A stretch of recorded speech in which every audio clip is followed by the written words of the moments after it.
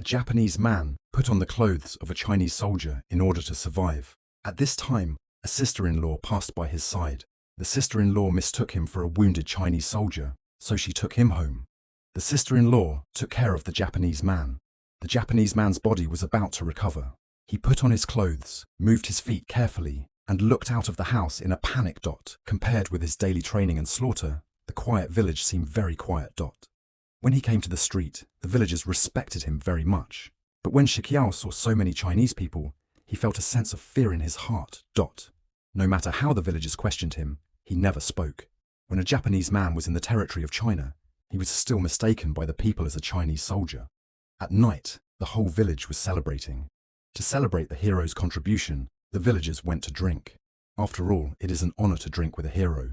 Although Shiqiao did not understand Chinese, when he saw this scene, he felt more and more ashamed of his behavior. He drank a bowl after another and soon got drunk. In the laughter, he danced with the villagers. But his dance was so different, because he was dancing the Japanese soul dance. After a long time, someone felt that Shiqiao's dance was bad. The villagers gathered and started a small meeting. He killed me here. It's pretty good, the villagers asked his wife. During the time he took care of her, did this hero make any strange moves? His wife said that she did not notice. She said that Shiqiao just loved her very much sometimes. No matter what others say, he was always a close friend. When I saw this, I felt in my heart that no one said that he liked to kill people. The man did not dare to make it clear. Everyone was very anxious. Just like you said, you are Japanese. When he heard these 3 words, the villagers suddenly panicked, but the village head said, I don't think so. It's probably that he killed many Japanese. He is a ghost. When dawn broke, the village invited the exorcist master. The exorcist master pointed at Shiqiao. Shiqiao was scared and kept shaking. But at this time, a man suddenly sent a message that the Japs were attacking. The villagers were shocked. The hero in his heart was in a panic. When the Japs came, there was no one here. They took all the things they could take away. The people in panic spent the night in the cave. The next day, the house was full of wolves. Shiqiao, who was protected, was angry. His wife's tears fell down. At night, there was a knock at the door. It was his wife's husband outside the door. But when he saw the so-called hero, both of them were stunned. Because he had been tied to a tree by the Japs, he was the target of Shiqiao. When Shiqiao woke up again, he was tied up again. Shiqiao dared to explain. He said he was an art teacher in Japan. Everything was forced. And thanked the villagers for taking care of him during this time. But he spoke in Japanese. No one in the village could understand him. What are you talking about? We can't understand. Don't listen to him. Shiqiao, let's kill him. But a kind stone couldn't do anything. We can't understand. Why should we kill him? There is a reason for killing him. Shiqiao looked around in confusion. He couldn't believe the villagers were so stupid. Shiqiao was so sad that he went forward. But the villagers were in a hurry.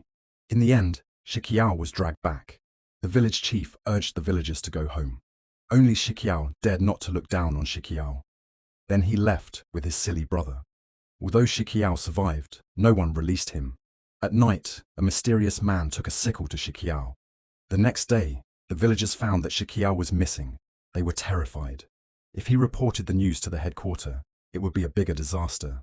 As expected, Shiqiao returned to the camp. But the chief gave him a hard time. Because Shiqiao's troops were disbanded by the PLA, he was humiliated in the eyes of the chief. It was an insult to the Japanese Empire. After that, Shiqiao was locked up. He became a subordinate in the camp. Other soldiers humiliated him. Like a dog, he had no dignity. Others were waiting at the entrance of Wei'an Camp, but he was cleaning up the garbage. Even some officers let Shiqiao clean up for himself. At night, Shiqiao could only sleep by the abandoned wall. His dream was the scene of laughing with his sister-in-law and daughter. Not long after, the Japanese army declared surrender. But before they left China, they planned to kill all the villagers around the village. In just a week, more than people were killed. More than houses were burned. The women were swallowed by the Japanese army. Then they were taken to Wei'an Camp. The sister-in-law who saved Shiqiao was also in it. At night, Shiqiao, who couldn't sleep all night, was suddenly attracted by a familiar noise. Then, he broke into the direction of the sound.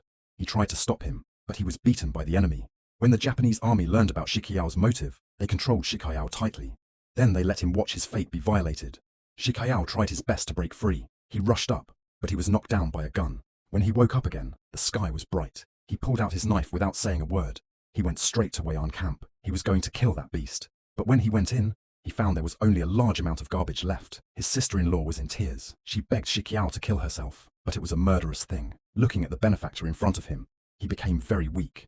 In the end, his sister-in-law tried her best to pull the knife back. She stabbed her neck with a dagger. Shiqiao's tears couldn't stop flowing. He couldn't stand it anymore. He knelt on the body of the benefactor. He began to hate Japan and the war. From that moment on, his eyes were full of anger and firmness. He opened the curtain and walked out of the room. As long as he could see the Japanese army, he would kill them all. Now he was silent and fearless, until his friend's shout woke him up. He became nervous. He looked at the blood-stained knife. Then he looked at his friend in front of him. He didn't dare to believe what he had done. He turned around and ran out. He knelt by the cliff. Looking at the distant sunset, he felt ashamed for his identity as a Japanese, and felt sorry for the people of China. Then he took off his clothes and took out the dagger pitifully.